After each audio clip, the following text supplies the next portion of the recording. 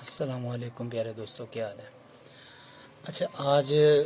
آپ کو میں نے ایک قصہ سنانا ہے جو کہ مستدرک الحاکم میں کتاب ہے حدیث کی، اس میں موجود ہے کہ ایک راہب تھا جو کہ پہلے وقتوں میں بڑے برگزیدہ اور لوگ نیک جو ہوئے ہیں، پہلی اقوام میں بھی ایسے ہی تھے۔ تو حضور علیہ الصلوۃ والسلام جو ہے نا، حضرت جابر سے روایت ہے یہ، حضور علیہ الصلوۃ والسلام ایک دن گھر سے تشریف لائے باہر، اور آپ نے فرمایا کہ مجھے بھی میرے دوست حضرت جبرائیل نے بتایا کہ پہلی امتوں میں ایک راہب تھا، اور اس راہب نے اپنے گھر بار کو چھوڑ کے اور ایک پہاڑ کے اوپر جا کے نا بسیرا کر لیا، اور جب بسیرا کیا تو اب وہ وہاں پہ تو ظاہری بات ہے کچھ نہیں تھا، اور وہ پہاڑ کی جو طول و عرض تھا، لمبائی تھی، وہ کافی زیادہ تھی، اور اس کے چاروں طرف سے سمندر ہی سمندر نظر آتا تھا۔ تو حضور علیہ الصلوۃ والسلام نے فرمایا وہاں پر کھانے اور پینے کے لیے تو کچھ تھا نہیں، تو اللہ تعالیٰ نے کیا کیا، اپنی رحمت سے وہاں پر ایک انار کا درخت اگا دیا، اور وہاں سے ایک میٹھے پانی کا چشمہ جاری کر دیا۔ اس شخص نے تقریباً 500 سال وہاں پر عبادت کی،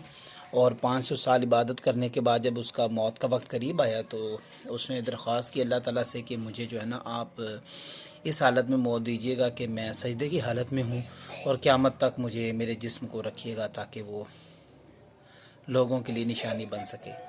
تو حضور علیہ الصلوۃ والسلام نے فرمایا کہ اللہ تعالیٰ نے اس کی دعا کو قبول کیا، اور اللہ تعالیٰ نے ویسے کیا، اور وہاں پر لوگوں کی رسائی جو ہے اللہ تعالیٰ نے بند کر دی، وہاں پر کسی قسم کا کوئی شخص نہیں جا سکتا۔ اب جب یہ ہوا جی، حضور علیہ الصلوۃ والسلام نے فرمایا کہ قیامت والے دن جب وہ اس کو اللہ تعالیٰ فرمائے گا کہ اس کو میری رحمت سے آپ نے جنت میں بھیج دیں، تو وہ کہے گا یا اللہ، مطلب میری جو عبادت ہے 500 سال کی، تو اس کے بدلے کچھ نہیں، مطلب آپ مجھے اس کے بدلے جنت میں بھیجیں، ظاہری بات ہے میں نے 500 سال عبادت کی ہے۔ اللہ تعالیٰ پھر فرمائے گا کہ اس کو میری رحمت کے بدلے جو ہے نا عوض جنت میں بھیجیں۔ وہ پھر کہے گا کہ اللہ میری عبادت 3 دفعہ ایسا کہے گا، اللہ تعالیٰ فرمائے گا اچھا چلیں یوں کریں، فرشتوں سے فرمائے گا کہ اس کا حساب کرو، جو میں نے اس کو نعمتیں عطا فرمائی ہیں ان کا حساب لگاؤ۔ تو جب اس کی نعمتیں دیکھی جائیں گی تو صرف ایک بینائی جو اللہ تعالیٰ نے ہمیں آنکھیں عطا فرمائی ہیں، اس کے عوض میں اس کی 500 سال کی عبادت ختم ہو جائے گی۔ اور پھر اللہ تعالیٰ نے ہمیں ناک دیا ہے، منہ دیا ہے، زبان دی ہے، کان دیے ہیں، اتنی نعمتیں آپ یہ دیکھیں کہ اگر ان کا احتساب کرنا شروع کریں تو ہم تھک جائیں گے، گن نہیں سکتے۔ تو جب سب ختم ہو گیا تو پھر اللہ تعالیٰ فرمائے گا کہ اس کی جو ہے وہ نیکیاں تو ختم ہو گئی ہیں، لہٰذا یہ سب جہنم میں ڈال دیا جائے۔ جب جہنم میں ڈالنے کی بات کریں گے تو وہ گھسیٹتے ہوئے لے جائیں گے فرشتے اسے، تو وہ چیخے پکارے گا کہ یا اللہ اپنی رحمت کے سبب ہی ڈال دے۔ اللہ تعالیٰ فرمائے گا نہیں، آپ نے پہلے اپنی عبادت کے اوپر ناز کیا تھا، تو لہٰذا اب آپ اپنی عبادت کا ہی ہمیں کوئی پیش کریں۔ الغرض یہ ہے کہ وہ کافی روئے گا، گڑ گڑائے گا، پھر اللہ تعالیٰ آپ کو پتہ غفور الرحیم ہے، وہ رحمت کرنے والوں میں سے ہیں،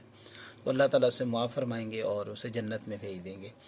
اس پورے واقعے سے میں ایک بات کا اندازہ، جو ایک سبق وہ ملتا ہے، وہ بڑا پیارا سبق ہے کہ کبھی انسان کو اپنی عبادت کے اوپر، اپنی ریاضت کے اوپر فخر نہیں کرنا چاہیے، بلکہ یہ جو کچھ بھی ہے اللہ تعالیٰ کے حکم سے ہے، اور اللہ تعالیٰ کا جو وہ ہے رحمت، اسی سے یہ سارا کام ہے۔ اور اگر اللہ تعالیٰ کی رحمت شامل حال نہ ہو تو انسان کی عبادت کیا ہے، کچھ بھی نہیں ہے۔ انسان تو چاہ کے بھی پوری زندگی بھی اگر عبادت کرتا رہے تو اس کی عبادت اس لائق نہیں ہے کہ وہ اللہ تعالیٰ کا حق ادا کر سکے۔ لہٰذا ہمیں بھی اگر کوئی نیکی ہم کر لیں تو اس میں اس طرح روش نہیں اختیار کرنی چاہیے کہ جی میں نے تو بہت بڑی نیکی کی ہے، اور میں نے تو کسی غریب کی مدد کی ہے، یتیم کو پیسے دیے ہیں، تو میں تو ماشاءاللہ میں نے بڑا اچھا کام کیا ہے، میں نے رمضان میں روزے داروں کا روزہ کھلوایا۔ تو اس کے بعد بھی، اتنی نیکیاں کرنے کے باوجود بھی، دیکھیں نا صحابہ کرام کتنے مقرب اور کتنے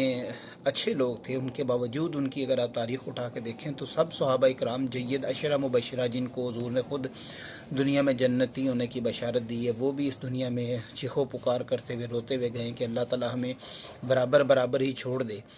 اور تو ہمارے لیے یہ بھی فخر کی بات ہے۔ تو سب کچھ اس کے حکم سے ہے، سب کچھ اس کی رحمت سے ہے، تو اللہ تعالیٰ ہمیں عمل کی توفیق عطا فرمائے، آمین۔